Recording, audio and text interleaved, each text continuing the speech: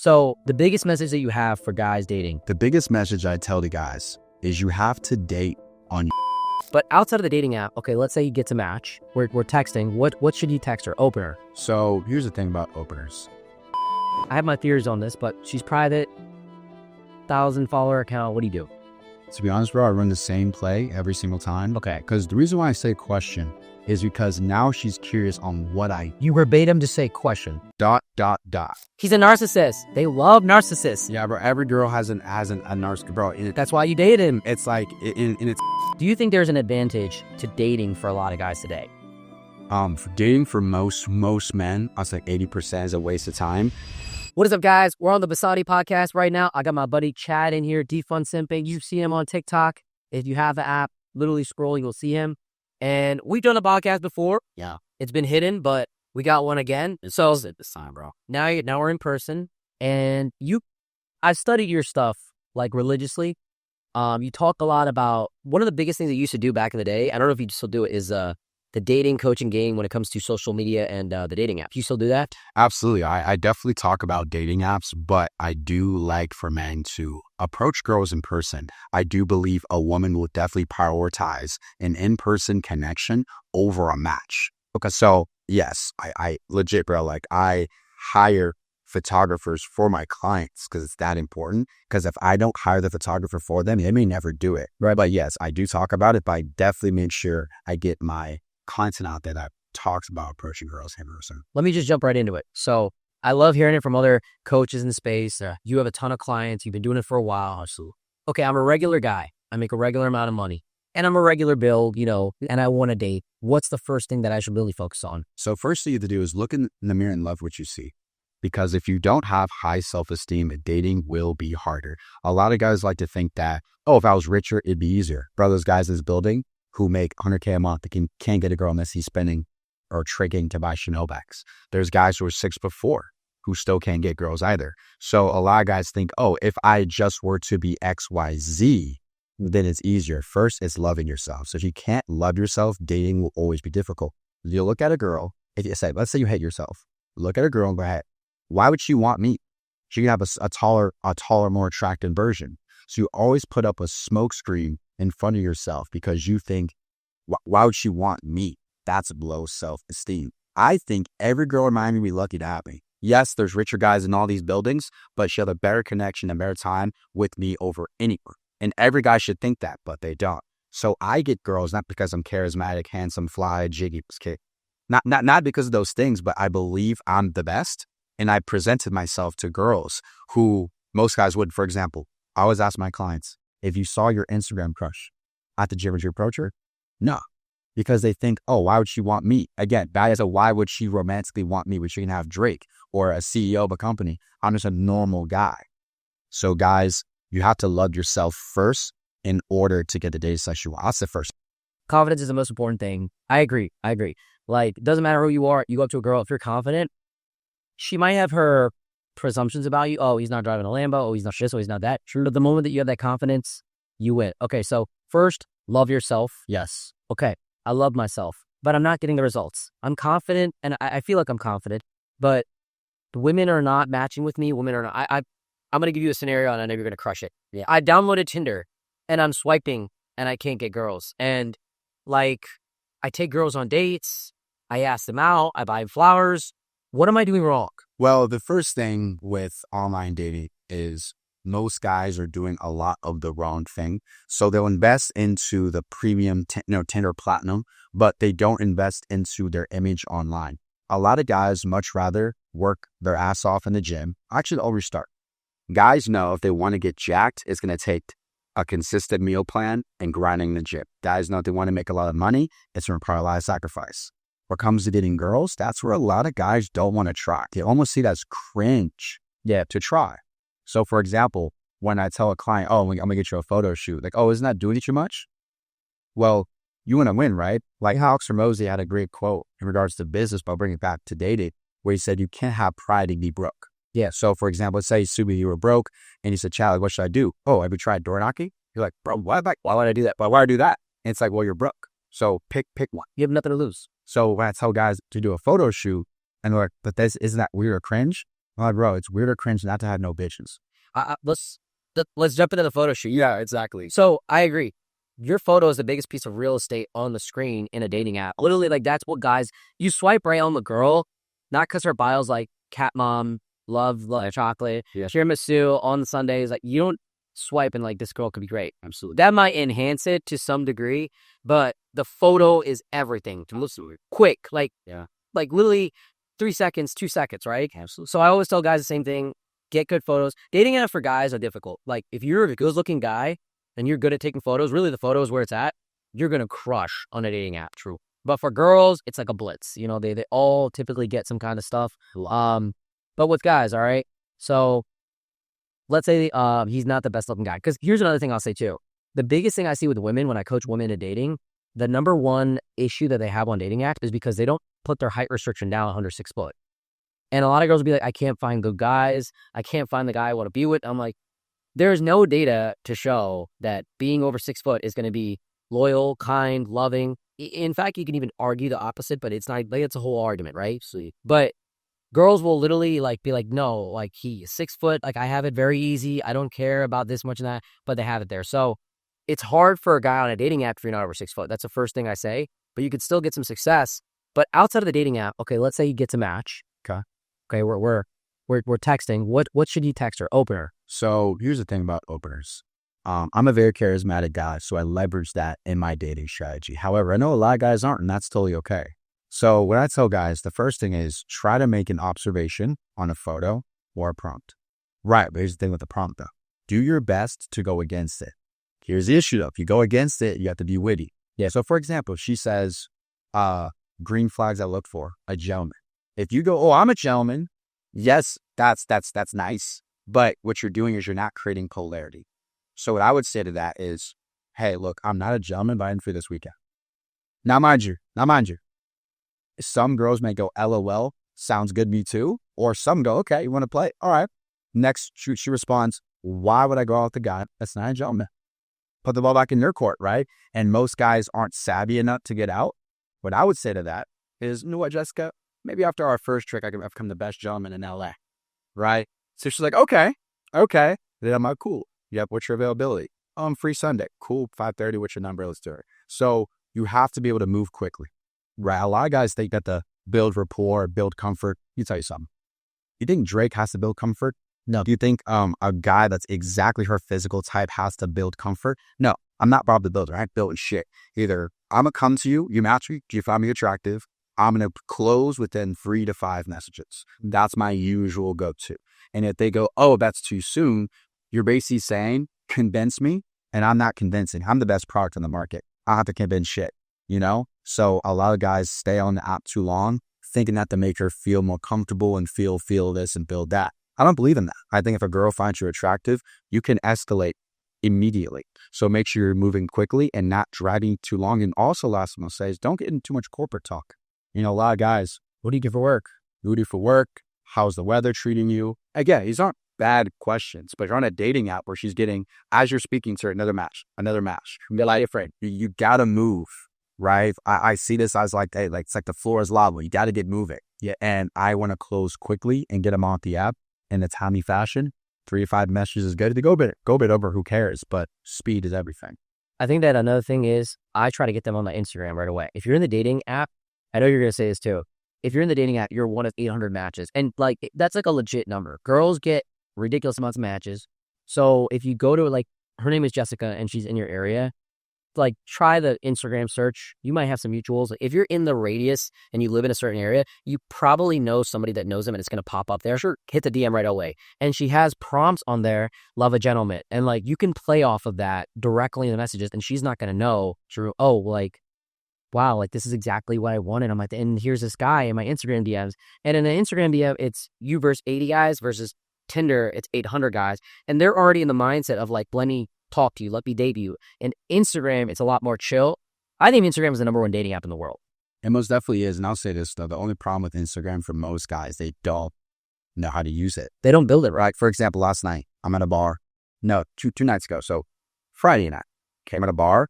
And I'm talking to a girl, and a guy comes up to me, aren't you defund simping? I'm like, yes, I am. We start talking briefly in front of this chick, and he goes, follow on Instagram. And I'll feel like debating this guy. I wanted to say, bro, I don't know you. I know you know me, but I don't know you. Let's just share. That's his profile. No profile picture, 0 posts. Yeah. So it's like most guys aren't willing to put the effort in to make a good Instagram account. So yes, you're right. But when I make dating content, I try to make it generalized. Because, now mind you, in a place like Miami, I think guys understand a bit more.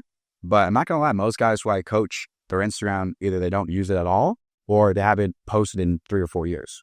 So Instagram is great, but most guys can't leverage it. Therefore, I don't talk about it that much. I do, but it's not the top of my talking points. I think Instagram, like, the world is still, hey, how are you, shaking hands in person till this day. But Instagram is growing more and more. Like, social media is here to stay. Even like I know people that are pulling girls off TikTok, and I'm like, what? Like, I'd never like thought of that. Like, no, TikTok messages, yes, and it's like it's crazy, and it's like at our size, it's easy to do. Like, respectfully, like we have a lot of followers. It's just easy. We're proof. We've tons of content. Yeah, true. TikTok's like one of those things that like you're either posting or you're not at all. Sure. Instagram, anybody has some kind of relativity. I always tell guys to try to build their Instagram and social media because it's a really easy way to connect with women, and you're able to just put up more shots every single day, and it's a numbers game. Like, people think that like, oh, you DM a girl, she's going to instantly respond. It's like dude, 1 in 10, maybe even more. Like, you probably know this person, Zeljin. Yes, I know Zeljin. He would go viral. 100 every night, 100 shots, 104 out of that. Yeah, that's like a lot of guys are giving him so much flat. Dude, he's his own point. And here's the thing, man. Like, I get where the flat comes from, but at the same time, there's girls that he's probably getting that guys will like shit themselves that they saw. You got her how? DMs, bro. Yeah, I shot 500 DMs this month, but these 10 got back to me, and these 10 are flying to my city. Dude, the girls that have like, okay, so this is the mindset of a lot of guys. She's got 100,000 followers. I'm going to DM her. I'm going to have a shot, so on and so forth. Those are the girls that get a lot of DMs. Like, the girls that have like 500 to 5,000, bro, you have no idea. I know this girl personally. She has like 6,000 followers. DMs, dude, flooded. I'm like, dude, like 100 a day. And I'm like, what? Like, that day is insane. Like, that's high. But I'm like, sometimes the girls that have a lot of followers, they don't get a lot of DMs, And a lot of their follower base, like if she's a fitness model, wherever it may be, it may not be guys following her. It may be a lot of women. True. It may be a different follower base. True. Good point. Like, so you may have a shot. And it sounds bad to say like that, but like, yeah, dude, he does the whole 100 shots before I go to bed. It works, bro. Numbers. 100 is dedication. 10, 20, 10, 20, even if you're doing 5, I think that's wonderful. I may put up a couple a week, but I love using Instagram. And a lot of guys, it's funny. I was talking to a guy last night. I'm like, bro, do you ever shoot cold DMs? He goes, no, isn't that weird? I'm like, what's weird about it? Well, she doesn't know you. Well, isn't cold approaching weird? Like, a lot of guys have so many like pride, so much dating pride for what? They want to be laid up. Like they want introduce me to her. Exactly. For me, it's how I see it. If you're going to invest in social media, use it in all areas. Yeah. Because what he was doing is he was using it. He got a good Instagram, got a photographer for warm leads. As he met a girl at a bar, they hit it off. Oh, get my Instagram. I'm like, bro, that's cool too. But dude, put up some half court shots, cold DMs. Yeah. I don't really care. It's like there's not a lot of pride behind it. Here's the thing. My opening message isn't even flirty. It's just question. Yeah. ...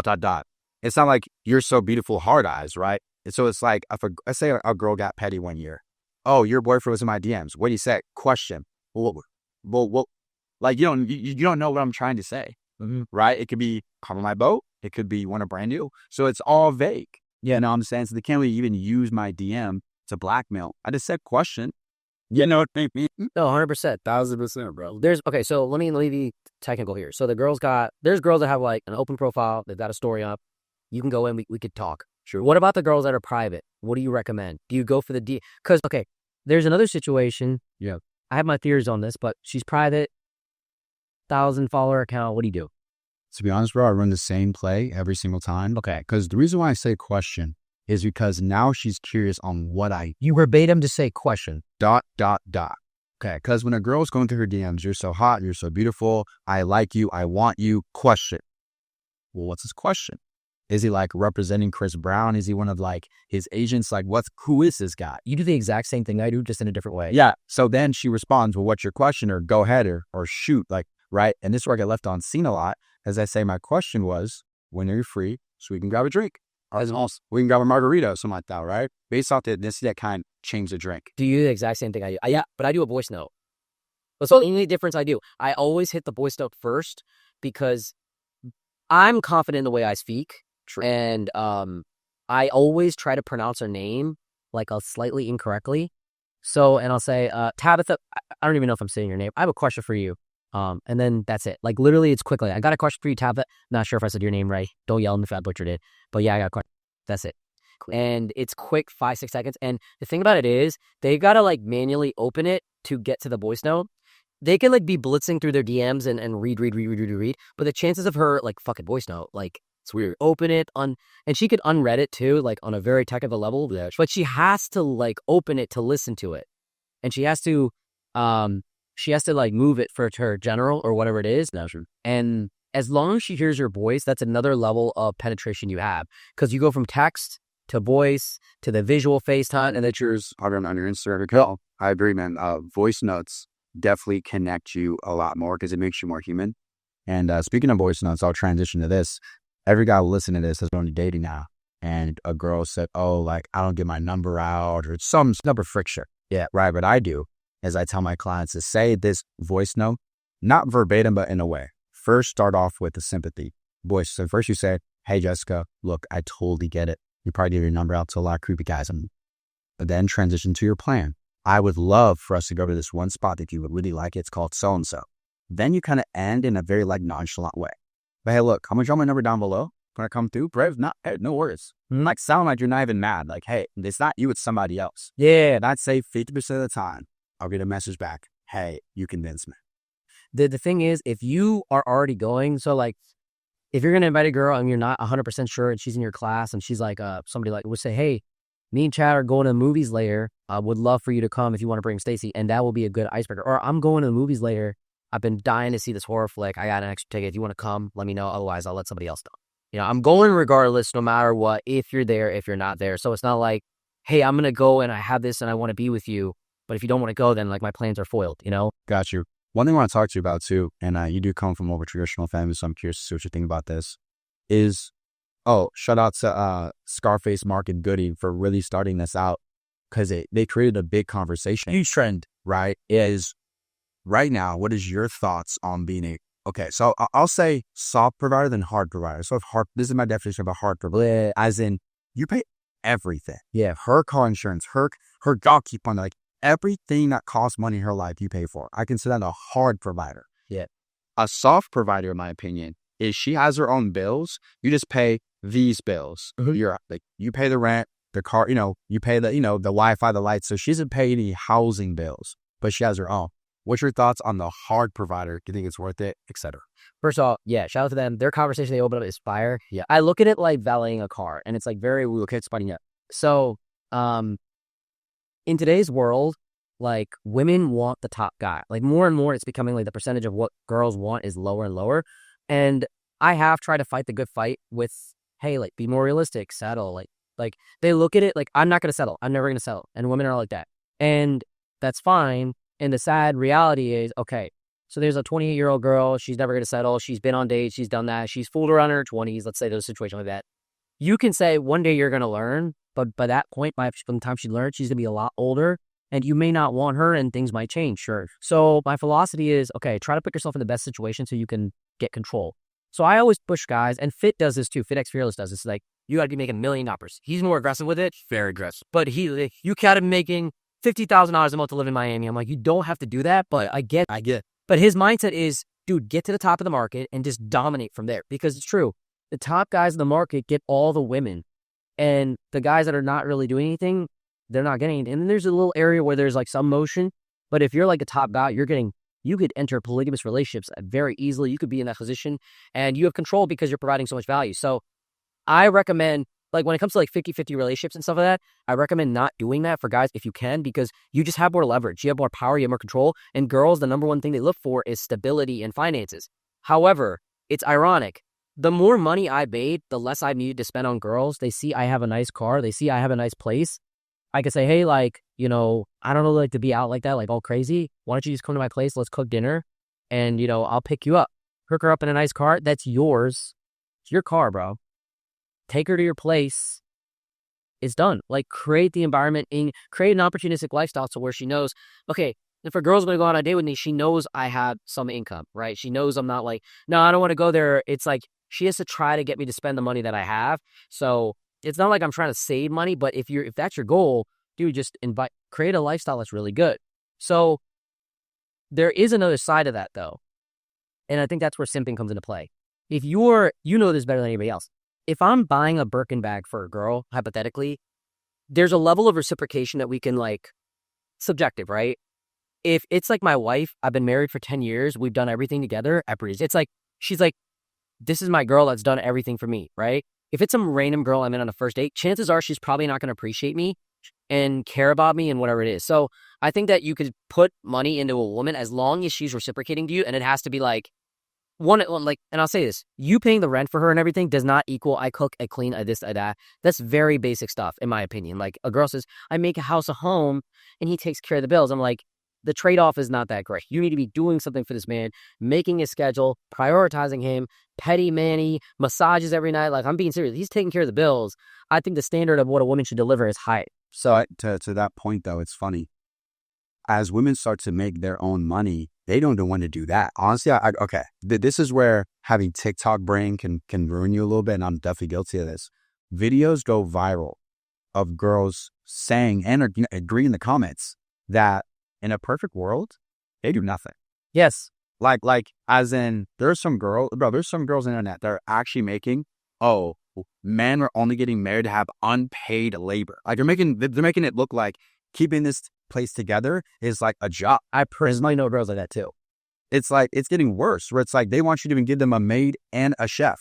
Yeah. And it's like, I'm too high. Hold on. I was about to sound like Tate. Go. I'm about to start cooking. Basically, I'm saying is this. If I built myself up to a high level, making damn near close to 6 figures a month, staying in shape, right? All this stuff, I deserve a high caliber woman that looks out for me. Yeah. And it doesn't want to just basically live off my money that I built so hard, that I've worked so hard for. So here's my thing. With hard provider, as in everything that you do, I am paying for, half of you're almost your life purpose. It's a large financial commitment, and I don't think you should do it unless you're making a ton. Here's the thing. Women are now making more money, just as much as men. As only women that are 18 to 26 are making more money than men. Yeah. And the reason that they don't really make more after that is because they either get pregnant, they have children. Sure, there's a lot of confounding variables. They chill out on the work. Like, I have girls that have worked for my company 5 years ago. They were like, I want to have everything you have. I'm 20 years old. Let me go. 5 years later, they're like, you're right. I don't want to work anymore. I just want to stabilize where I'm at in the company, and I want a man to marry me. I make $80K a year. I can pay for my nails. I can pay for my that's it. But the economic climate and really feminism, people don't even know this. Like, feminism doubled the GDP of the United States. Like, we have women working and increasing the whole country's economy, which is phenomenal economically, sure. But it also made things get more expensive. And also, yeah, there's a lot of girls that will make $70K and a guy will make $70K, and they want a guy to take care of everything. And I think Scar has a very direct point with it. I think that when I was younger and I didn't make as much money, my girl at one point was paying for everything. Like, when I was very young, like when I was 21 years old, I dated a girl who was a little bit older. She took care of things for me. She got food for me. She took me out to dinners, and I'm like, I felt bad. I'm like, this is back in the day. I'm like, why are you doing this? Blah, blah. She's like, I know you're going to be successful, so one day just take care of me. But right now I got you. And she really looked out, and she was great. And people were like, why are you with her or anything? We had different reasons, right? But long story short, it's hard to date, and provide. I don't think you should do that unless you're in an extreme position. And that's why I say it's valeting a car. Valeting a car is money. Like, especially in Miami, some valets are $100. If you have the money, you could do it. Sometimes it's easier. You're driving a nice car, whatever it is. So it's like, if you have the money, if you're making $1 million, bro, just take care of things. You're going to be in a position of control. It's quickness for you. A lot of people that are really wealthy here, it's almost like legal escort services. You know what I mean? There's girls that will do whatever you want. And I've never really seen it unless, Miami's a different world. Like, Miami and Dubai, they're the capitals of this stuff, where girls can literally live guy to guy. It's not even paycheck to paycheck. It's guy to guy. And you can get full access to a woman. XYZ. This exists here. I'm not saying all women are like that. And they can just pay for it. And then I've talked to these guys, and they're like, it's easier. It's easier. I skip to the You seen the movie War Dogs? It's like you get to the third date. I haven't, but what you're saying, bro, I've heard this forever. Like some guys say I have more money than time. Yeah. And it's like they'd rather just do that. So I think the hard provider role comes in that aspect. But I've been the hard provider, but the girls that I've done it for have worked in my companies. They've helped me. They've prioritized me. And I just had the money and do where I was doing it at Cleveland, Ohio, for what I was making. It wasn't, bro. It wasn't what you think. It's not hard provider as in she lived at home with her family. Okay. So I didn't pay the rent. There were no utilities. Okay. I would take care of things like her car broke down. She had a new car. Like it wasn't as much as you think, you know? Now, if it was some girl living on her own, blah, blah, I've never done that, actually. I've never fully done that. I would want a girl to stay, like, I have my own place, so why would I pay for your place? Yeah, exactly. I never understood that. I would never pay another girl's rent when you can just live here. Now, my whole thing is this, man. I have no problem being like a soft provider. If a girl lived with me, I would ask her to pay a light bill. Like I was doing this before you got here. You're good. But if you want me to start paying for your bills, right?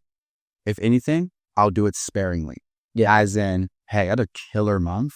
I don't mind, getting your $500 Brazilian blowout because I have a lot of extra. I've never done that. Like, I've done the nails. I've definitely, like, because they're for me, right? But, like, I don't see, like, your light bill as for me. I don't see exactly. So it's like, and also, I've never been a trick ever. I'm always big on, I'll spend money when you're with me. Yeah. I'm never going to send you money. For example, I've always made videos like this, at least once a year. They always did pretty well. Like, you're sending her nails, money for nails. So you take those nails and wrap them around another man's meat. Yeah. Cold world. Yeah. And it's happening daily. That's sweet. That's why even like dinner dates, like the first, okay, I got a lot of attention for this particular thing. Okay. Switching topics. The dinner date. Do you do dinner dates first? Absolutely not. And the reason I don't do dinner dates, and it's funny, girls will always just relate back to because we're broke. It's because you're broke. Right. I make fun of the most these girls, but the point is this, right? I want to know, are you valuing me or valuing the experience? Because for some girls, and I've had plenty of girls say this, I don't judge them for it. If I've heard girls say, hey, if I don't like the guy, but the experience is grand, hey, I can spare a couple hours just to have a good time in a heat game and a suite, or I can spare, to go into like, Carbone. I've never been there before. Yeah. So they'll do it for the experience. I'm filtering those girls out because I want to know, hey, do you like me or is it the experience you're interested in? Because girls can play both roles. They can act interested because you're bringing the experience. So you're not doing dinner date. What are you doing first? Yeah, man. So for me, I pick a nice location and I grab drinks. Now, I'm not going to lie, Sumi. I'm not really a drinker, but let's just say in LA and in Miami, you are drinking only 25 of the tip. Yeah. So sometimes look at the bill, it's $88. I'm like, dude, I'm much rather gotten some kebabs and like the whole spread. But I like speaking on a date, and eating to me is a bit more, I like to be able to eat and not talk. Like per scenario, food lands and I just eat and I'll talk to you and I'm done. I'll post you. So I want to do that. Yeah. If anything, if I'm eating with you, we can just shut up. Yeah. So I just do drinks at a nice location, at a rooftop, somewhere cool here in Miami or LA. And most of the time I don't get friction. I honestly, maybe once or twice a year, I'll get friction, but it's rare. So again, I'm just projecting my experiences. So when girls in the comment section say, I would never do X, Y, Z, like, well, the last 80 some girls said yes. So maybe you're just not attracted to those guys that ask you up for drinks. That's what probably my biggest, I get so much pushback on that because I've made it. And honestly, I think dinners are bad for women, like first date dinners. Because okay, so let's say you meet a guy and it's very like the traditional way is if I meet you dinner at 5:30, want to get to know you, right? Or of course, you don't know this guy. You're putting on 2 hours of makeup. You're going to the dinner across from him, interrogation style, loud restaurant. You go to a restaurant here in Miami, it's loud as fuck. It owns like a club. It's like a club, okay? It's a club. And you're not hearing him. There's an experience, there's a show that's taken away from you. Gosh, we were at dinner yesterday, there's a violinist like playing violin, jumping around, and everyone's like doing stuff. And it's like that takes away from the actual conversation of getting to know each other. Then on top of that, your entire evening is consumed by that. He might expect something too. That's another thing. Like, I just paid $300 for dinner. Like, are we going to have drinks at another bar after this? Like, it's one of these lull things, and you can taper it off. You can say, oh, I'm a good girl. I have to be home at 10 o'clock. I really appreciate it. Like, you could do that. But it creates a sense of entitlement. And it's just a huge, and also the worst part about it is that nobody seems to talk about is you're being seen out with this dude in public that you don't know that could be a loser that you don't end up dating. And now it's like, I've seen Jessica out with that dude. If I see a girl on a date with a dude, I just assume they're together. So if I see you out if I see the girl, I saw you on a date last week with Michael, like the dude that does the car stuff, it ruins your reputation. So what you just said is very important, but here's the kicker. And again, I want to hear your feedback too. I think this is big in small cities. In LA, I'd yet to see a girl I've been dating out with another guy. Yes, now. Yeah. If you go to a small city, there's only 3 bars to go to. Yeah. Dude, 1,000,000%. You're right. But in LA, I've yet to see a girl I'm dating, actively dating with another guy. Because it's just, the city's too big. Mm-hmm. So if you live in a small, like a place like Dearborn, Michigan, oh yeah, they're talking, bro. Yeah, there's guys at the table look, oh, is that you guys know? They're texting, hey, bro, your cousins. I know her cousin. Yeah. Like, bro, that's where it gets really tricky. And to be very sure, I'm sure you do this, the FaceTime. Like, I go for the FaceTime right away. I get the number of FaceTime. I don't even text. Like, I'll just randomly FaceTime, and people are curious. People are like, and they'll see you, and it's just high energy, and I'm cool, and then you get to know more FaceTime. So I do the FaceTime, then I do the coffee smoothie walk. You know what's so great about that, Sumi, is that, people can see you got money. So I can say this. You're a 6-figure, probably 7-figure earning guy, and you just smoothie walk. And I guarantee you again, if you made a video saying, I'd say girls for a smoothie and a walk, brokey, you're no contact, you're broke, they grow. Just ripping brokey. Yeah, right. And it's dope because you easily rip a carbone dinner with appetizers and wines and easily 3-4 times a week if you wanted to. But the fact that you have access to that, but you still decide to do it your way, that's one of the biggest things I teach to guys is dating on your terms, right? Because a lot of guys think, okay, I have to date the way the woman wants to. What does the woman want? She wants dinners in a nice area of town and sex on the back burner on the 4th, 5th, or 6th date. Mm-hmm. And I'm like, bro, what do you want? What does Todd want? What does James want?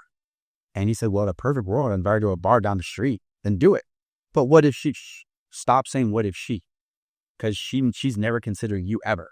Yeah, I mean, she's like, a girl has never, babe, that's expensive. Nope, doesn't care. But the mindset a lot of women go into at the date is, you're impressing me. Here's the other thing too, with the carbone thing. Yeah, there are guys that have money here. Of course. And they can take it up to Mila, like nice places like that, $800 a dinner, $700 a dinner.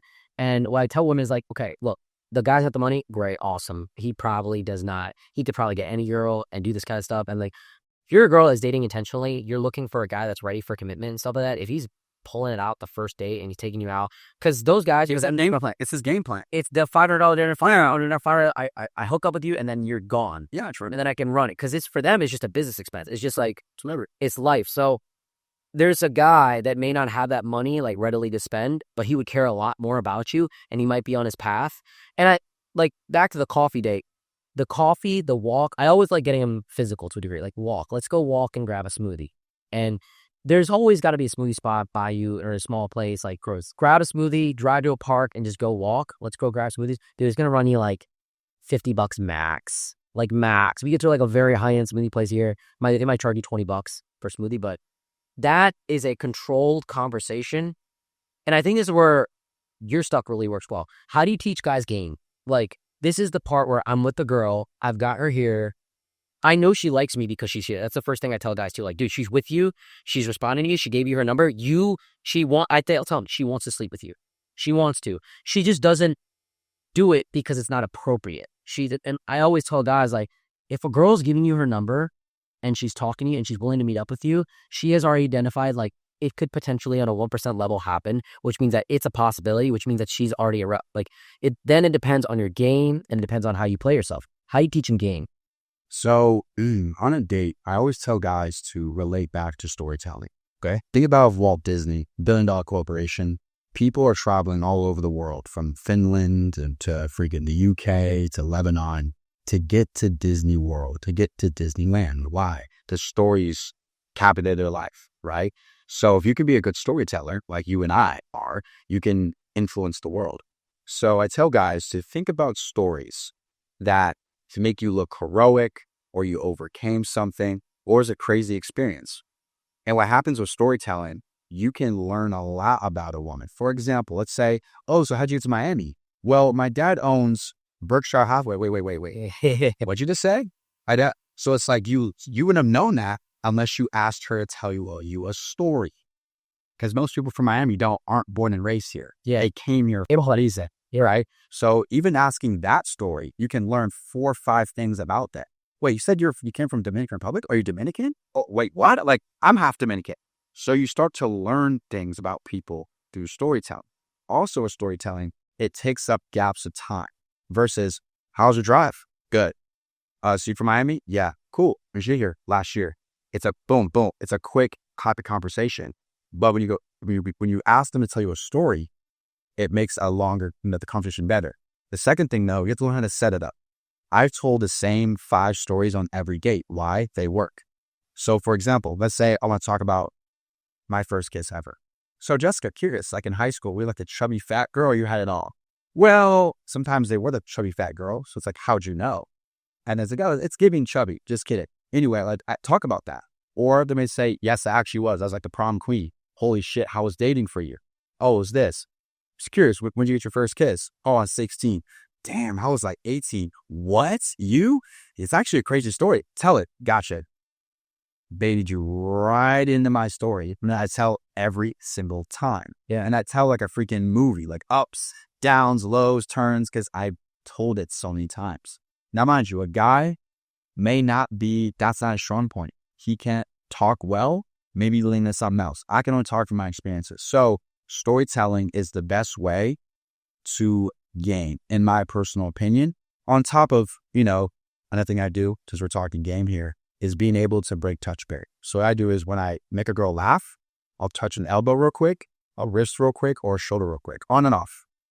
And what happens is you want to look for if she's mirroring you. Yeah. So let's say she laughs or she made you laugh, she'll touch your wrist or your elbow, your shoulder. Now we're cooking. You know what I'm saying? Then from there, right, you have to be able to hold eye contact. The best part of the night is this. I've been feeling myself talking a lot, and that tends to happen because girls can sense our big person. I was like, okay, I can't compete the way he speaks. I'll like lean back a bit. So right when I sense that, okay, I can sense my jaw muscles. They've been going. Yeah. Right? I'll just take a sip of my drink. Like say I'm at a park, like Sumi said with a smoothie. Take a sip. Just stop. Stop. She'll look at you. Look at her. She'll look away. Look back at her. It's like, why? I'm actually waiting for you to say something. What do you mean? I've been seeing you yapping the whole time. What's up with you? And now she starts smiling. You nervous? What are you smiling about? I don't know. What do you mean? Now the sexual tension starts. Yeah. Now we're cooking because you can't just sit there and talk about stories the whole time. Yeah. If they eventually, all right, let's make this a bit more sexual now. Let's start to build that tension, right? Or I start smiling. When she looks at me, what are you smiling about? I'm like, come here. If I told you, you'd be fucking grossed out. What do you mean? Like, shit like that. I was impromptu. What I'm saying is like, you have to start building this sexual tension eventually. That's where a lot of guys are scared. But again, she got ready. She got in front of you. There's a reason she's there, right? So that's when things start to escalate from that. I also, to talk about game 2, that's fire, actually. Like, which then absolutely, like, thank you for that. A lot of guys, I think, when they go into it, they leave with the mindset, I have to impress her and I have to like talk about good things. When men lie, they exaggerate, they boast, they stretch the truth. So one of the things I always tell guys to do is ask them like, hey, what's a deal breaker for you? Like, not the obvious ones like beating people and cheating. Yeah, I when they say, oh, cheating, like, Jesus Christ, give me the original, please. Yeah, like, give me the weirdest game deal breaker that is not so common. And they don't even know what to answer. Don't. Elias goes, no, I know. Well, and I'm like, what? And I say this all the time, like, what if I was a virgin? Could be virgin. Well, like, what if I was a virgin? And they're like, oh, like, it opens up a whole conversation. And then a lot of times I'll lean on it. I'm like, I am, by the way. And they'll be like, you're not a virgin. I'm like, never touched a woman, never been with a woman, never been on a date like this. Like, I just go straight into start pausing. That's funny. It's fun. I always playfully beat myself down in a way where I'm like, I talk about my negatives a lot more on the date than my positives. And I talk about them in a way that's like it's like a job interview. Like, what's your worst quality? Oh, I'm like really honest. So like, if I saw someone stealing from the company and they were my friend, I would probably turn them in. And I don't know if that's a good thing because like my loyalty to my friend, but the company, I don't know, I would like freak out. So you have to do something like that where it's like what's a deal breaker for you? Blah blah blah, virgin, blah blah. I mean, what's your worst quality? Or like you can even open that line up. I do that all the time. So one thing, if a date's going well, I'm like, Jessica, man, great smile, good fashion sense. It's too perfect. What's wrong? This got to be a catch here. Yeah. What do you mean? Like, where's your red flags? And like you said, they don't know. Yeah. Stupid. Right. And then they go, well, what about you? What about you? Depending on their like race and ethnicity is where I'll start to go into. So she's Latina. I'm like, oh, man, do you want to know? Please. Oh, man, I don't know. Like, I'm a bit machista. Like, and she starts laughing because like I'm a little act. And she's like, I'm saying machista. And then if she's like Middle Eastern or like Indian, right? I'm like, I don't know. Mina, like, if this date goes too well, I'm about to put you in that job. And it's so, they start dying laughing. Yeah. Right. Or if she's like a white girl, which is rare, I go with white girls. I'm like, as I'm drinking my drink, I'm like, a bit of an alcoholic, but I'm working on it. And she's like laughing because it's ironic. Yeah. I'm drinking whilst an alcoholic, but I'm working on it. But here's the thing. It's all about delivery, right? Like, this is really funny. I think it was a Jubilee video where it's like, find the white person. And they both read this song, Regulators by, is it Warren G? And it was a smooth black night. I saw diamond. Like that, like, I forgot. Nate Dogg. Mm-hmm. Regulators, Nate Dogg. The white guy read it like a white guy. Yeah. His delivery was off. He read the same words. Mm-hmm. It's just his delivery was off. So you gotta be able to have good delivery with these jokes. Cause like a guy's like, well, I am an alcoholic. I'm working on it. It's like, nah, you didn't do it the right way. I thought that you gotta be smooth. And you know the thing is too, I'll say this is weird. Girls they don't love losers, I would say. They like guys that like are not perfect. If you're too perfect, if you're like, yeah, they're self-sabotage. It's terrible. So like when I talk to girls about, and like this is just my go-to, it doesn't work for everybody, but like I'll say, yeah, I'm like really impatient. I'm like a nerd. I like to work all the time, and people think that I'm like partying and doing this, that, and third, and I pop bottles, but I really don't do that. And honestly, that's what attracts a lot of bad girls to me, and people don't really like that. And that immediately cuts away her gold digger thoughts. That immediately molds her and trains her to be, okay, let me not go ask him to get bottle service this weekend, and I'm already beating her out. Another thing it does is like it humanizes you, you know? And even when you say nerd, like, oh, like I'm like a nerd, I'm like a loser, I'm like this. I say those words, and girls like, it's almost like fishing for compliments, but like you're doing it in a way, it's all about delivery. So I'll tell her like some flaws about me, like, you know, I'm really big on family to the point where like I listen to like a lot of things my mom says. My mom raised me, you know, I'm very organized. I'm very big on hygiene. Like I can't deal with certain things and people that are like not clean. And like these are like reverse like red flags. Like, oh, you're very, that's me too. Like girls always, that's me too. Like they're not hanging at. Like, oh my God, I love being clean as well. Like I'm like, yeah, like you don't even understand. Like if someone smells bad, or like I'm an Indian guy, like so I feel like I have to double down on the hygiene because like, you know, people already think stigma. I gotta fight the good fight for our people. You know what I mean? When girls, like I'm very big on cologne. I'm very big on taking showers every single day, like all that kind of stuff. It's building, and so like I'm really big on it to a point where it may be like weird for some people. Girls love that. So I'll speak on that, man. So part in my course actually on the date module, I said a lot of guys come on a date with the mindset of, okay, I have to come off as this perfect guy. And it makes sense. Why wouldn't you? But like you said, women like kind of this broken guy you have to fix. And I've heard girls many times, like, you know, it's TikTok girls who are like so raw. They're in their bed with low lighting, no makeup on, with a flash on their face. Fine. I think there's something wrong with me. Where I meet a guy who's actually good. It's giving me no reasons to not like him. I will self-sabotage and go back to what I used to, which is player, avoid it, right? So it's like for me, when girls ask me red flags, like, to be honest, I don't commit, honestly, ever. But this year I'm trying to change it. So I tell them, sorry, I huge, like red flag, I don't commit. But this year I actually am now. I'm actually trying to fix that. So I tell her a flaw, but I'm actively trying to fix it.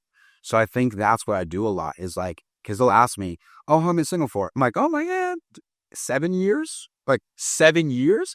I'm like, listen, baby, I always got a girl around, you know what I'm saying? But committing, and I say in a very, again, the delivery is there. You know what I mean? So here's the thing. When girls watch this, they may not like what we're saying, but how do they react to it? They react well.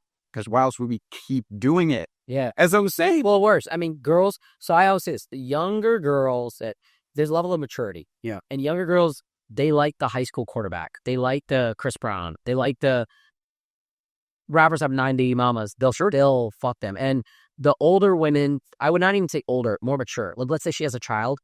Now she's forcibly, by life choices, everything like that, has to like, I can't date the guy that's just not going to be consistent. That's when women evolve their taste in men. They start going for men that are more so stable, more structured. Facts. And even like someone like me, I attract a lot of women that are like single mothers, that kind of stuff. And they're into me because they look at my life as stable. Whereas a lot of like young girls that are like trying to go on yachts and stuff, they actually wouldn't like me because I don't do any of that stuff. And then you have to ask yourself, for most guys, it's a very easy question. It's like, do you want the younger girl that's more mature, that's, you know, in that mindset? Or would you want the woman that's more so mature, grounded? She may not necessarily be as good looking and she may have a kid, but like it's what you want. I'll say this, man. Again, girls hate hearing this, but they hate hearing it. It's the truth. Women are malleable based off the man that's in front. 100%. Now, are some a lot more, I'll say this like a better terms, not malleable, like they're really stuck in their ways no matter what? Yes. However, I do think you, Sumi, have the potential to take a girl who loves to party, loves to do X, I do it. I've done it. Right? Yeah. And go, hey, look, that's just not who I am. But if you want to mess with me, this is what I do. This is what I like to do. If you like to join me, great. If not, hey, no worries. She'll go home that night and go, damn, like, I can lock down a solid, secure dude right now, or I can run the risk. And sometimes they will change. It's all about delivery. Yeah.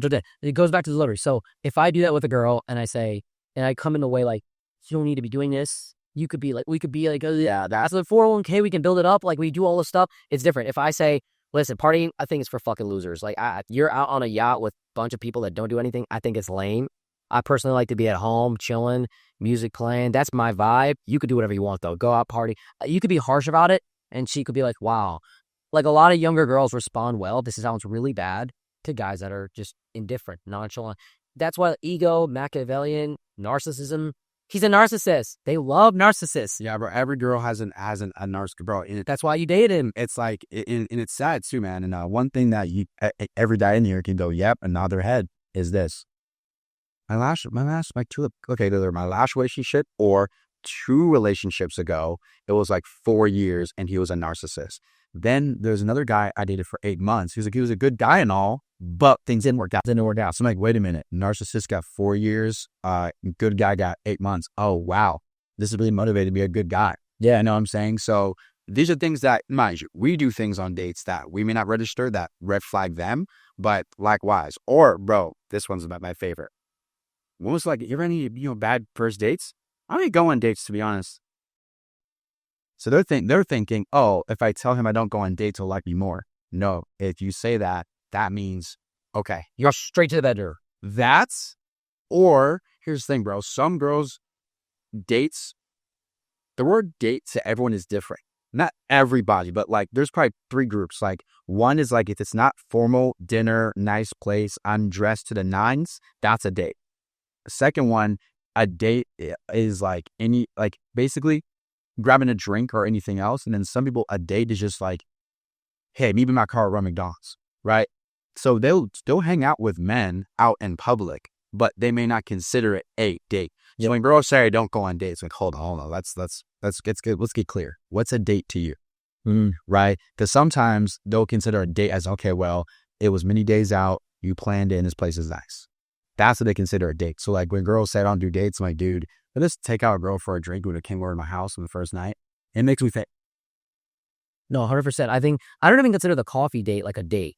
It's more like an evaluation for me. I just look at it like, okay, we're going out here, we're hanging out. And yeah, no, 100%. Because it's like 30 minutes, 40 minutes. It's quick. I don't like, and there's women that I've done that with and I've done business with them. And we're like, hey, we'd be great at like starting this together or hanging out or just being friends. I immediately know that she's incompatible with me in something that she says. And I'm like, hey, like, let me just be cool about this. But you're a cool person. You came out here. We may not be perfect for wife, husband, whatever it may be, but we can be friends. Let me ask you this. What are some red flags that are not common red flags that you see with women today that you would just tell your client? If your client really likes a girl, he's like, hey, I like this girl a lot. So not the the obvious one, like, She drinks every weekend. That's pretty common, right? So some niche red flags? yeah. Yeah, man. So to be honest, I have to think about that for a second. So niche red flag. Let me throw one at you, okay? That girls say this is a good thing, okay? Instagram highlights, countries all over the world. So if she's younger, 21, 22, I think, and it's so funny because, like, I get it. Some girls just don't care what men think, and that's totally okay. Good for you. But if you're 21, 22, we know that there's a sponsor. Yes. And that turns a lot of men off. If you're going to, do that stuff, I do it in private in a way. Again, I can see a girl right here. Well, why should we have to though? Yeah. Well, again, a lot of girls, just when they're young and they're hot, they don't care what men think. And that's all power to them, right? But there's some quality guys that they will miss out on that see that and go, no. Right now, so answer that question. If I see that, I don't disqualify them. I kind of like, what I do is I do like basic math. I'm like, can I afford this girl's lifestyle based on all her shit? Like, if I want to date with her, I'll ask some questions. If they're like, oh, I went to Marbella and so we're with family. And I say with a smile, like, oh, she's with family. Oh, no, just some friends. Okay, all right. She's one of those girls. Yeah, therefore, she'll probably stay in the, what's it called? Casual. Now, let's say as time goes on, this is still a really gray area. I'd probably say the same thing now, bro. It's gray. It's not full red, but it's gray. Sometimes they're grand. I call them the grand trick. So the girl that they're tricking on the most, bring all your friends. So basically, she's on a trip with one dude and their friend was smashing the sponsor and they're just a wrap. Yeah. So it's like, if I dig deep and that was a scenario, all right, it is what it is. Yeah. But still, it's still a gray area. Yeah. But I will say a niche red flag is, I would say, a girl that basically says to you, and I know this is weird, but like, you have to okay, I'll explain. You're on a date with her. Oh, you work at Amazon School. Like reach yourself in the future though. Like as in, okay, I need like you're okay now. That's it. But like I want you to have no mind you. It sounds, the girl might say, what's wrong with the girl wanting out? 100%. But what that does, it puts a lot of pressure on the guy. Basically, if you're all saying, look, you're not good enough yet. Right. Now, mind you, I get a girl would say, well, why would I not want to be with that type of guy? If a girl comes to me on some like, you'll be a millionaire, what, like 2 years, 3 years, hopefully? I'm like, yeah, sure. But like, why is that like your number one priority? It should be me being faithful to you, having your character to you, not just how much money I can make. You know what I mean? So I feel like if a girl is like always talking about your future, it's just, again, I can see guys spinning. Well, what's wrong with the girl motivating the man? I get it, bro, but I don't want her main emphasis on me is how much money can you freaking make so I can flex on the gram. There's a lot of girls that ask that question, and the problem is with it, I think majority of them are looking for future payoff if I invest in this guy, the whole thing. But let me ask you about this, okay? So let's say she got like low social media, nothing, okay? Do you think, I personally, sometimes I even say that like that could be a red flag, right? And okay, girls say like, I want a guy with no social media, and I know a few dudes with no social media and they carve through the city and they have no track, no digital footprint, no anything like that. Now, mind you, the majority of guys that are in this space are not doing that. But I'm like, there's a girl like, oh, he's a good looking dude, he's this, he's that, no social media. I'm like, you probably get played. Just keep it real with you. Like, he's probably carving through the city. Because if I see a girl with like very low social media sometimes I even think that's a red flag. What do you think about that? So with social media, man, I do my best not to look too into it. Because again, she can have 100K, red flag, a 5K. Do you think a lot of followers on social media is a red flag for girls? To be honest, bro, I don't really care about her follower count. I care who is our niche audience. I know a girl, shout out to her name is Sherry. And I know this for a fact. Whenever a man comments on her reels or makeup reels, she blocks them. It's that serious. She wants no men on, because basically, because with brand deals, they want to see your metrics. Oh, that's crazy. Right? So if they see you have a 90% male audience, well, girl, yeah, you have followers, but if no one's going to buy our stuff, if we give it to you, that's how you buy her. So she wants to get rid of every male ever. So with her, yeah, she has 50K, but who should make content for? Women. Yeah. Right? So if a girl, Fashion Nova use my code half naked in your photo, your audience is met. Yeah. Now I'm judging you for a long-term relationship, because Here's the thing. Those girls, I would never date them, ask them to change. Hey, look, you made your little 4 or 5K a month from this. I'm not coming to your life to make you stop doing it. Yeah. Just know I don't want a girlfriend where she has to appeal to men to make money. What about OnlyFans? Okay, let's throw it out there. Yeah, seriously, OnlyFans. Again, it's pretty popular here in LA and also Miami. Dude, he's crazy here. But again, I'll take them out for a drink. Even for dinner if they're cool as hell. Yeah. But I just don't want to build a legacy with a woman where men have access to her most intimate parts of her body. What sucks too is like I've met a lot of girls that do OnlyFans here, and I didn't necessarily know. Like, sure, I didn't know that they did that and stuff. They're some of the coolest chicks ever. There's some of the coolest chicks ever, and oh my god, like this sucks. Like, you know what I mean? Yeah, and here's the thing, man. I think as we keep building our value with women, you know, as girls say, hearing us say this, but as we get older, they can say the same age. You know, how old are you, Sumi? 30. Don't look it. Goddamn. Anyway, like you said, 25, 26. Anyway, 30. You'd be 35 and still pull a 24, 25-year-old. Oh, yeah. No problem. Yeah. Right? So the point is, as long as we stay in shape, we take care of our businesses, our mind, our intellect, right? We can still have that pull. Now, as far as another... What if she did OnlyFans in the past? That is a great question. So in the past, right, I guess I have to know, okay, at that point. This is a subjective one. This is not like okay, so let me give you a scenario. Sure. She did OnlyFans like 2 years ago. She was going through some time. She did it for like a while, made some money on it. Yeah, sure. But she just like didn't want to keep doing it. I know a lot of girls like, of course, they jump into it. We're not built for it, bro. They don't see how much, like, the average OnlyFans creator does not make that much money. That's what most of them are built for. Yeah. And like, the top like 1% takes like 30% of the income of the entire platform, and the top 10% take up pretty much the rest. Any girl that's outside of that does not make that much money. The average earning is like $100 a month for most girls that are doing it. Like, and it's like you have to, the key to OnlyFans, not to get OnlyFans sauce out here, is social media engagement, trends. And they won't do it, bro. Yeah, and they just think, okay, I'm going to show pictures of myself. But you have to be funny, charismatic. You have to be like, on house. Like the top girls that do it, like the Bach house. Like, so what if she did it? And I know a lot of girls that do this. They've done it before, and they're out now. So how I see this like this. This is where I have to have an intimate conversation. I'm not going to lie, bro. I'm kind of scared of vulnerability in a way where most girls who I've casually dated for like 1 or 2 years, I never had one vulnerable conversation with them ever. It's always just fun and vibes when we're together. So I just sit them. If I really like that, I go, all right, look, obviously this is going really well. And you could get my last name. And that means a lot to me. Just be honest. Like, because if I find out the way it works, just be honest. What content did you post? That's what I know. And if you lie, I will pay some Indian dude to freaking scrub the internet and buy it. So don't lie. And she said, oh, I did sex tapes. I'm like, all right, I don't think I can be able to stomach it. Right there. My insecurities will eat at me and go, this is what you work so hard for. I'm OnlyFans chick, right? So my insecurities will eat at me. Therefore, if she was honest that, yeah, I'd had sex tapes with guys, I couldn't do it. Let me do the caveat in there. Yeah, go on.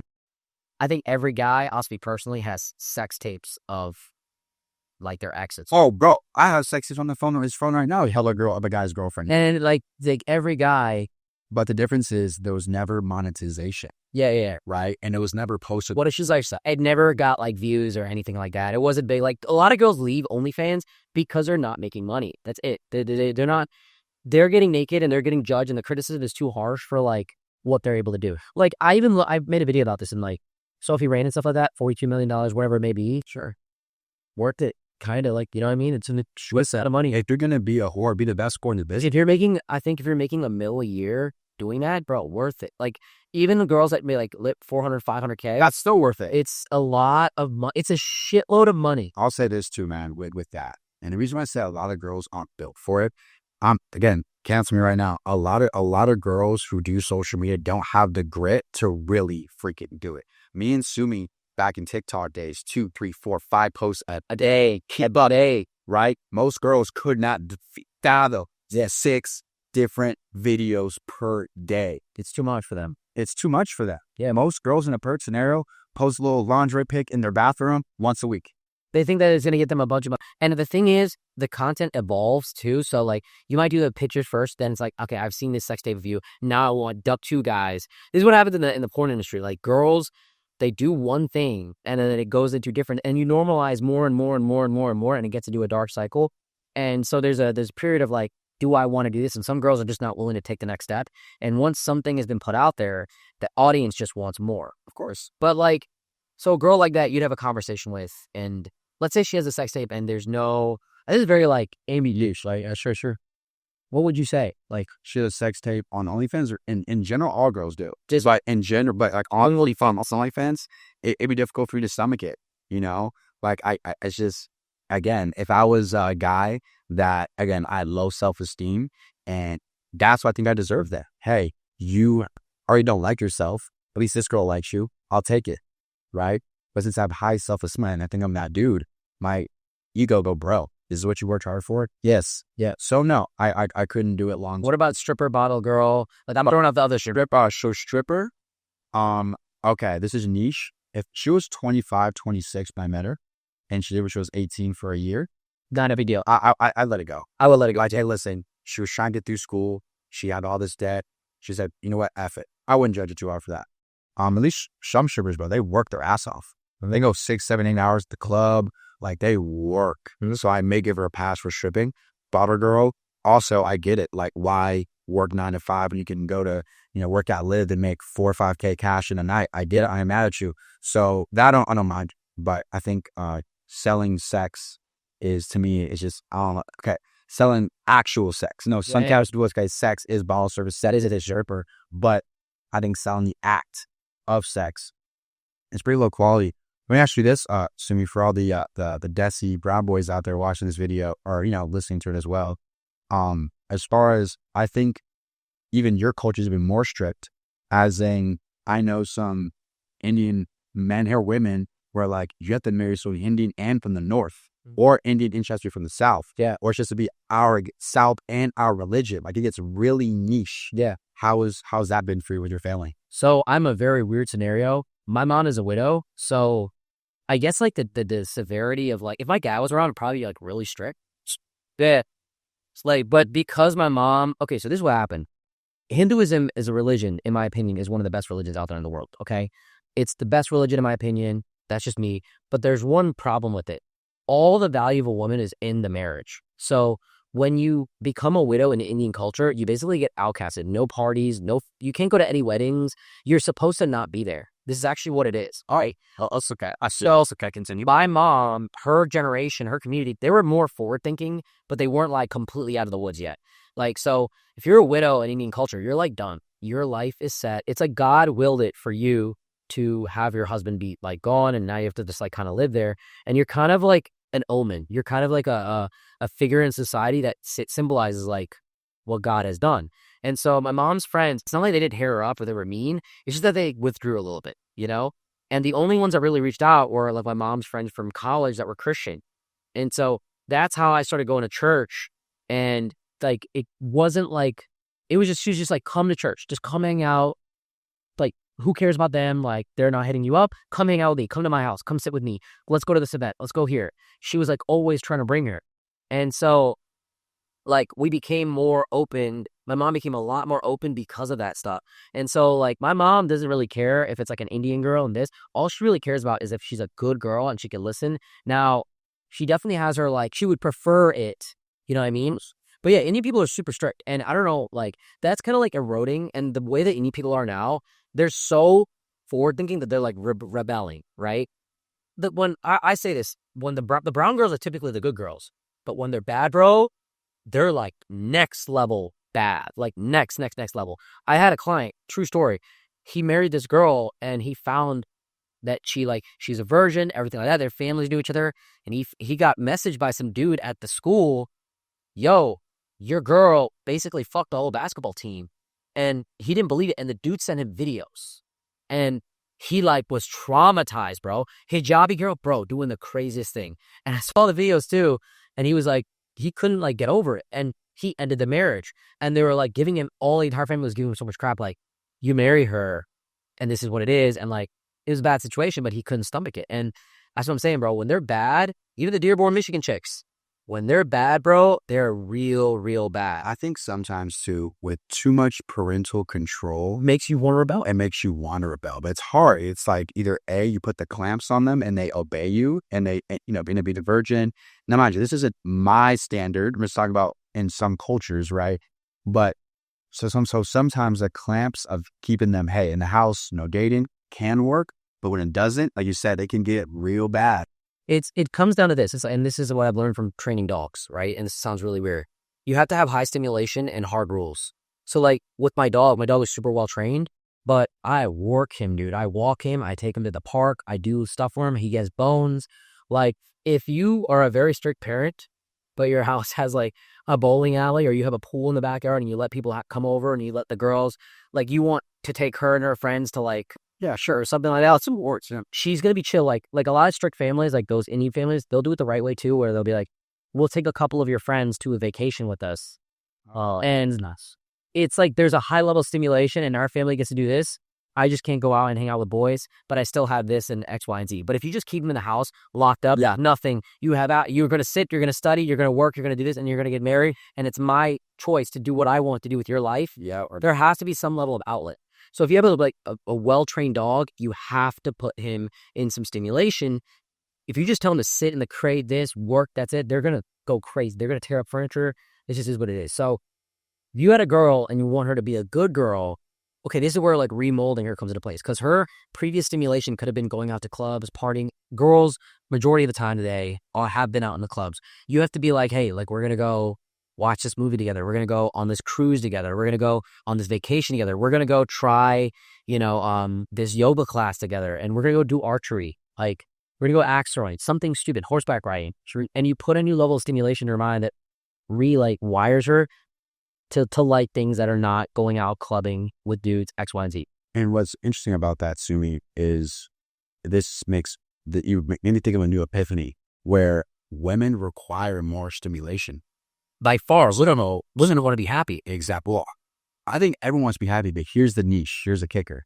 For example, when I'm here in Miami, I do a lot of tourist stuff, right? Because I'm here twice a year. Yeah. So we got to Nikki Beach. And for those of you guys who don't know, Nikki Beach is a day club on the beach, right? I'd say there was probably 3 groups of men. The rest were all women. Men don't have an interest to lay in the sun and order $100 burger sliders for it, and there's only 3 of them. And I know it's banal dog payoff. Men have no interest of lathering up in tanning oil and laying up the sun. I want to make money. Dude, that pool down there, yeah, women, all women. Yeah, men don't want to do that. Yeah. So since men don't want to do that, most men don't require a lot of stimulation to be happy. Give them $100K a month and a booming business and a hot girl they see twice a week, and they're happy as hell. Girls want to take pics, they want to be on Instagram, posting story, even posting throwback selfies, like just to feel something. To post a selfie from last vacation, there we go. They need that much stimulation. Yeah, I need to post an ass pic from last year. Yeah, to feel something right now. That's why men use social media. We don't need the stimulation. Most guys' apartments, it's like a trend. TV on the ground, a gaming chair, and Xbox. Yeah, and like one fork and one knife. I always say women live in like the present very heavily. Yeah. And the future. So it's sad. You can do so much for a girl. This is like the dark side of it. You could do a lot for a girl. You could build her up. You could do X, Y, and Z. And she could come out and be like, yeah, what are you doing for me now? Of course. And that's what girls want. Like you could have taken her on every day vacation. Like imagine you took a girl on vacation 6 months straight, like back to back, back to back to back. I heard this first month you don't do it. And then you're locked in this zone. And then next 6 months of the year, you do absolutely, hey, baby, I have to work. I got a new job. Yeah. And I won't be able to travel as much because I got to be in the office. She's going to start to not like you. And it's unfortunate, man. It's unfortunate. But I will say that the whole stimulation thing is important. That's why I tend to lean more towards girls as far as, relationship that require a bit, not saying none, but just a bit less, right? Because I know myself, like, for example, I'm not a texter. I'll hit you when I'm off. I'll hit you with a quick 15-minute call after I'm done working on 6, 7, and we'll talk, and that'll be it, right? If a girl, let's say I run a date with her Sunday night, and by Monday morning or afternoon, she's like, oh, like, where you been? LOL. Where I've been? I saw you like 12 hours ago. But again, she requires more stimulation, right? And I tell her, look, I'm not trying to be a jackass, but I'm not a texter. It's not like you. It's just I will text you when my work is done and it's not done. So I was so guys like, listen, a lot of guys think they have to be texting.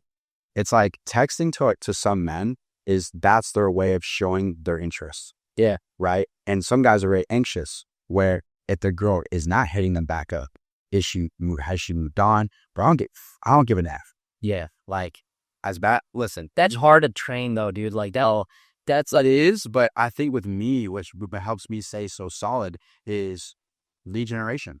That's what I was going to say. If you're doing the shots per night, take Zeldin, for example. Yeah. For example, shout out to Zeldin. Yeah. It's just like he probably gets 1 or 2 hits a day. True. With the 100 things. Yeah. And dude, that's all you need. One is good. Yeah. Give it one brand new FaceTime, one conversation, one getting to know somebody. It's the simulation is maxed out to the roof. I'm like, dude, I don't even know if I can handle that. Like, if 3 or 4 girls are responding per day to 100, right? He's got a social media following, good looking dude, whatever it is. It's a lot, bro. It's a lot of lead generation. Let me ask you this too. So do you think there's an advantage to dating for a lot of guys today?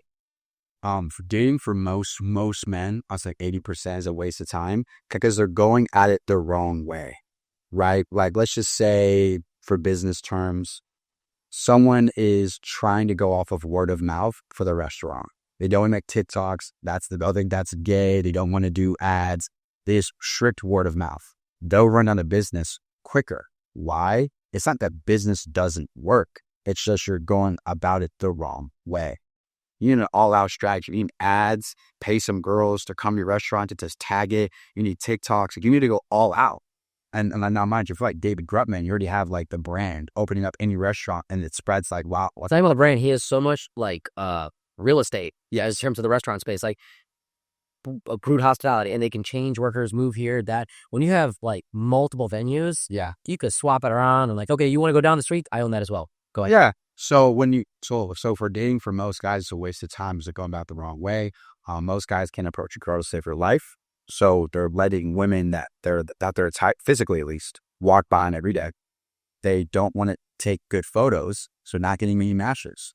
And on top of that, with work from home and like, for example, let's say 2000, dating apps were still, I think they're around, but it's taboo. Like your arrows.com, like what the hell? There's a guy in a basement that like can't be out and like, yeah. Exactly. So for example, and everyone's probably in these buildings working 9 to 5, there's probably a bar everyone's who have to work. It was a happy hour, everyone's there socializing. So your coworkers would help, would be mingling with girls and, hey, you should meet my friend so-and-so. It was a lot easier to meet people. That's now dying off or completely dead. Yeah. Right. And also girls are freaking getting their groceries Instacarted. So it's like some people don't leave their house until they go to Kiki and the River or some nightlife spot. So meeting people in person is a lot harder. Men don't put enough effort in social media. Men don't have social circles. So for most guys, it's a waste of time. But dating isn't a waste of time. It's just their strategies back. So I say start shooting your shot. Make a couple shots a day if you can. Don't set a time block to go walking, to go talk to girls. If you set a time block to go get your 10,000 steps and you happen to meet a girl, great. But don't see it as like I have to talk to 5 girls to relax. On top of that, get some good photos. I mean, out at Kiki on the River, out at Live, or out at anywhere in here or Miami. Dude, dress nice, dress fly, and get a photo. Right? Make it a lifestyle. Make it a lifestyle. Make your dating app or Instagram your lifestyle. It's not cap, is what I really do. And do that.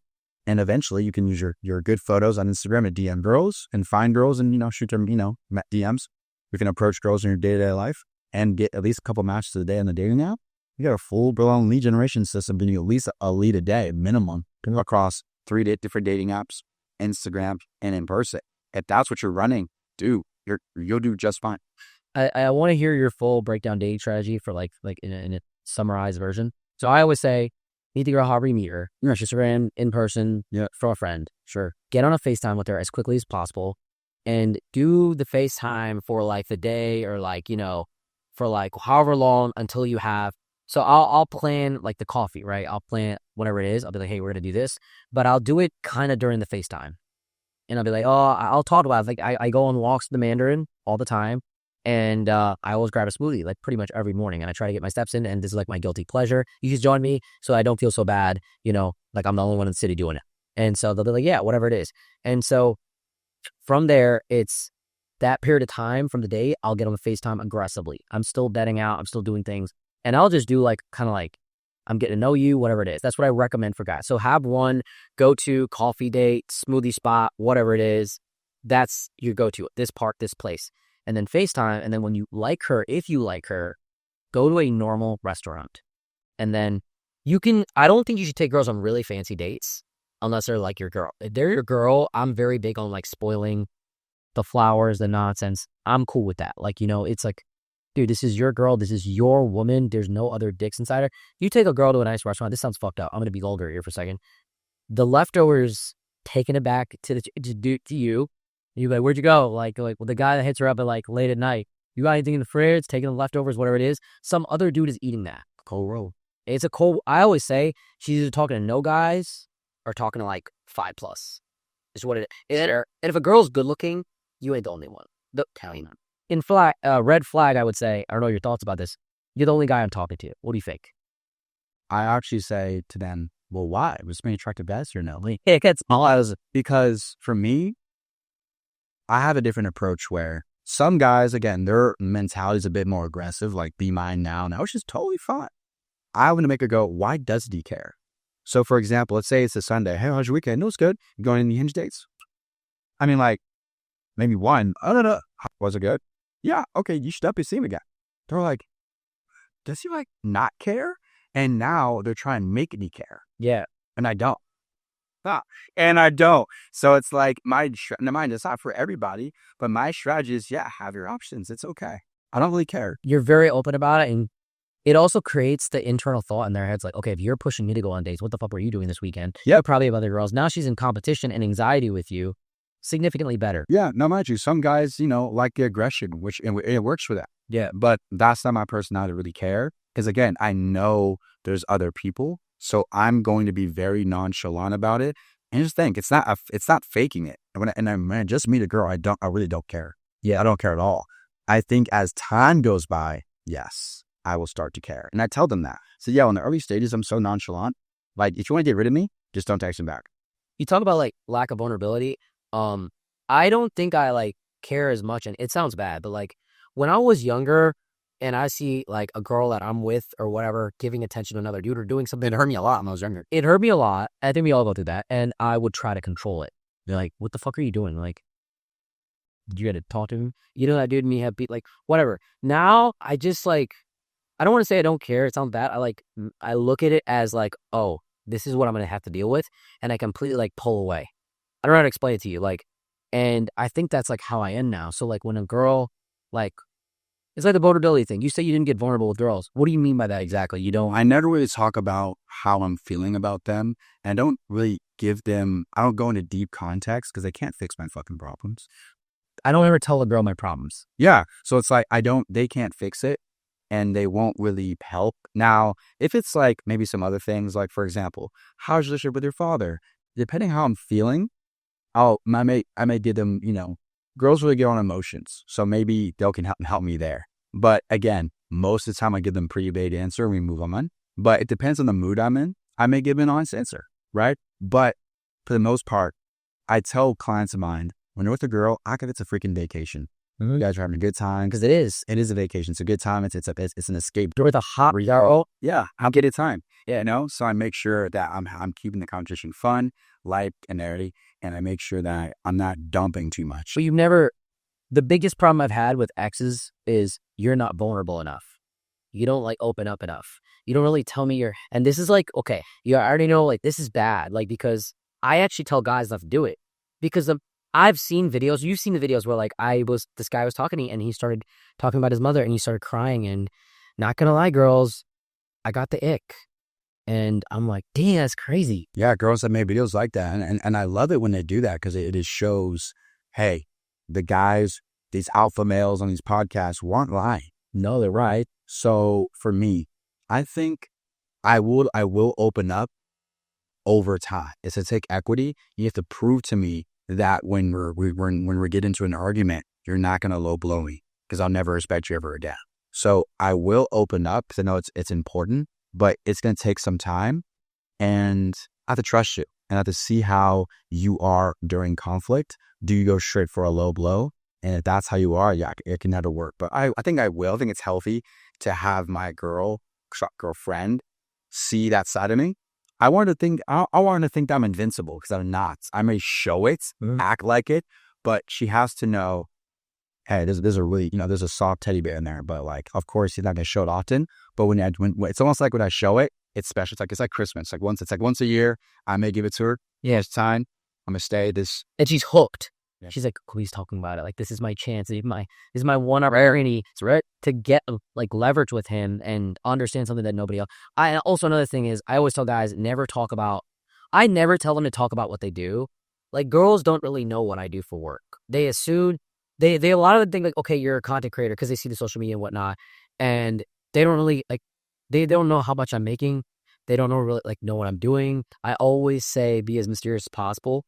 A lot of guys lead with the income, they lead with the lifestyle, but I don't really give. I mean, that's my biggest complaint I've gotten in dating. I'm not as vulnerable. I don't give them as much information. It's not like my whereabouts are hidden or what I'm doing is hidden. I'm like, hey, I'm working. What are you working on? What is the work? So for me, I give them a general idea. I do say I'm a dating app photographer, which is not really a lie because if a client does live close by, I will do his photos. How'd they react to that? Oh, amazing, actually. Because it's like this, right? Most guys, lawyer, doctor, engineer, work in a warehouse, work in tech. Okay, cool. It's a quick, okay, cool. I'm a dating app photographer. Huh? Yeah, so dating apps, right? Well, yeah. You know how guys have really bad photos? Yeah, horrible photos. I take better photos than them. How does that work? So it's so rare girls come across a guy like me, not like as in me as a person, but what I do for work. So it always creates a conversation. Pull up my phone. I show them the before and the afters. They're really impressed. What they don't know is I make content to get them to come to me. Yeah. Right? What kind of photos you recommend for guys to have for dating apps? So your first photo should be what I call your flagship photo. So let's say Saratoga, right? Saratoga water. That they may have other products, but that's their main product. And that's where most of their marketing dollars go to. So think of a photo that standing alone would get a lot of attention. So this is like the scenario I tell my clients. Imagine you and me are in a car. A girl calls me. What are you up to? Oh, me and Brian are here chilling. Oh, I'm with Stacy. Is Brian cute? Of course he's cute. He's my friend. Mm-hmm. Well, send me a photo of Brian. Oh, yeah.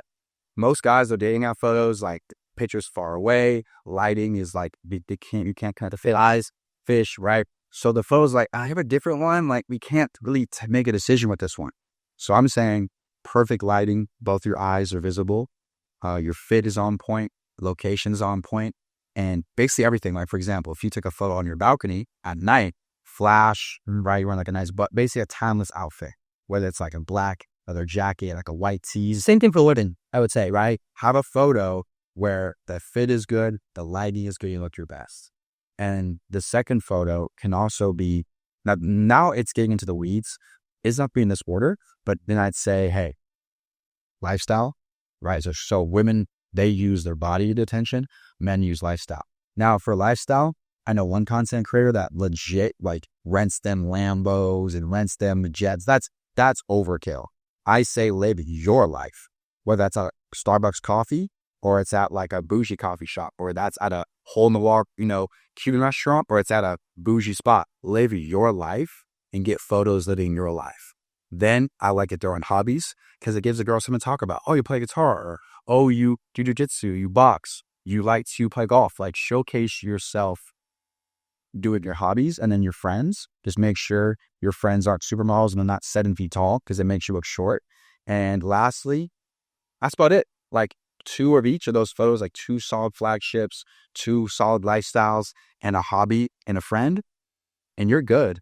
And those photos will pay you dividends for at least 2 or 3 years, as long as you keep yourself looking like that. It's very similar to the ones I coach for women. So like the women, I'll say, I always like photos on stairs. I don't know why. They create more of it. It's a like leading line effect. They're calling photography the leading lines, like with the rails on both sides. Then the middle. Yeah. If you can get a photo that's like, okay, if the stairs are like spilling out at the end, That's the best ones. And they're like in nicer restaurants and hotels and stuff like that, of course. It's not like a straight staircase. It's just spills out at the end. I get you. And if you can be perched up where you're one leg here, and you're looking this way, that's like the best first starter photo. Because the first anxiety that guys have is a bit, if I just see this, I'm assuming you're fat. That's the first thing, right? Of course. Body's not to my liking. Then the second one, I'd say like glass of wine, something classy, maybe a fork, maybe like almost like you're on a date dressed up. Because it creates the visual illusion of like, this could be me with her in the future when I convert and so on and so forth. So like a photo of her like staring, looking intensely, maybe with like a glass of wine, almost like she's on a dinner date, right? And then the third, I would say lifestyle photos, stuff that she does. I would not add any of your friends in the photo if you're a girl, because I hate it when I'm looking at a girl and I see photos of her friends. I'm like, one of them's better. And it creates a hole. Yeah, I agree. It's like, you know, and so you don't want to do that. But I think that dating, my biggest secret with dating apps with women is like, I always say really quick bio, like single and ready to mingle. Like, you know, the cherry to your ice cream, whatever it is, yeah, for sure. And I say, P.S. I don't respond on here. And I say, ... DM me on Instagram. And I create Instagram as a lead funnel. So my strategy with women is get on every single dating app you can. Throw your photos out there on every single dating app. eHarmony, Match, Tinder, Bumble, Hinge, whatever it may be. And then funnel to your Instagram where you have more. The story itself on the Instagram makes people feel like you're a real person. There's a lot more information for them to attack on.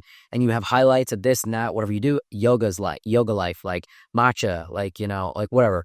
Your life and fine dining, like food. Like, and the guy has a lot of ammo and he could tell a lot. This also removes 10 to 20% of the guys that are cheating on their wives, because there's Tinder Plus where you can move your location and do whatever you want to do and you should be a true player with it. So I always say the guys are the inverse. Get her Instagram as quickly as possible and try to attack on the Instagram. And if a girl's doing this the right way, she can funnel guys towards her. I think that's my strategy with it. You're on every dating app, but you're never spending time on the dating app. You're just creating it, making sure the profile's good, and say, P.S. I don't respond on here. Check it, message me on Instagram. Got you. It's a massive funnel. Got you. So the biggest message that you have for guys dating right now? The biggest message I tell the guys is you have to date on your terms. And what is your terms? Your terms are, in a perfect scenario, when are you having sex and where are you going and how much money or time do you cap off at? Where if you don't get your desired result, if it exceeds these two things, time or money, I'm done. That's how men should be dating. Because a lot of men are at the mercy of the woman. For example, I met a girl I really liked. Guess what? 3 days went by, we were having sex. I'm like, I'm good. She's a great woman, but not a great woman to me. Why? It wasn't on my terms. And I would learn, I would eventually resent that woman knowing she's given sex to men way quicker at way less of an investment. And that messed with my ego, right? Just how women have crazy standards too. Like if I say I'm getting my nails done, he doesn't send money, I'm out. Okay, that's your standard, that's fine. But for me, I want to date on my terms, my locations I want to go, the money I want to spend, and sex when I want it. And if I can't get it that way, it's like, imagine going to McDonald's saying, what, 2 McDoubles and a fry. She goes, well, how about a Big Mac? I say, 2 McDoubles and a fry. That's what I want. You can't have that. Well, I'll go to Burger King. It's like, I'll just go somewhere else. Yeah, that's my order and that's what I want. And if you can't give me my order the way I want it, I'm going to go somewhere else. And if men date that way, now mind you, a lot of men are scared to date that way because they much rather potentially sleep with all women than go from all to like some. That's fine for me, right? That's fine. I'm not for all women. I want to put my standards out in the world and watch half of them drop. Perfect. Less money I got to spend. Perfect. Y'all go over there. You 5, what's up? Right? I'm not going to try to get all 10. That's too much an investment. I'll put my standards out there. If they're with it, cool, let's talk. If not, no words. So the sooner a guy can date on his terms and do it confidently, a little much better deal. And if you're not getting as many of those people, like if there's not 5 girls or not any girls there, it's just self-improvement. It comes down to that. You're right. It is the thing. Guys will say, well, what if it doesn't work? It will work. It's like a business. Like, what if I don't get customers? Well, you will if you do the right things, right? Man, listen, there's every type of guy in my end right now is getting girls. You're a broke dude couch surfing. You're a multi-millionaire in these penthouses. Your people work at restaurants. Like every type of guy out there is having success. You just have to figure out what works best for you. Fire. Appreciate you for jumping on here. Of course, man. Basani podcast, Chad, Defund Simping. I'm going to leave all his stuff down below. And any links that we don't know about, like, Yeah, man, it's just defund simping. how do I get a hold of you? So the best way is probably through Instagram. And my setter actually will like say, hey, like, it's not me, by the way, on Instagram. It's my assistant, and he will funnel you to me. It's because if you want to work with me one-on-one or get a photo shoot done, help guys out, facilitate their photo shoots and get them coached up so they can be the best guy out on the dating market. Very good. Peace out, guys. Peace.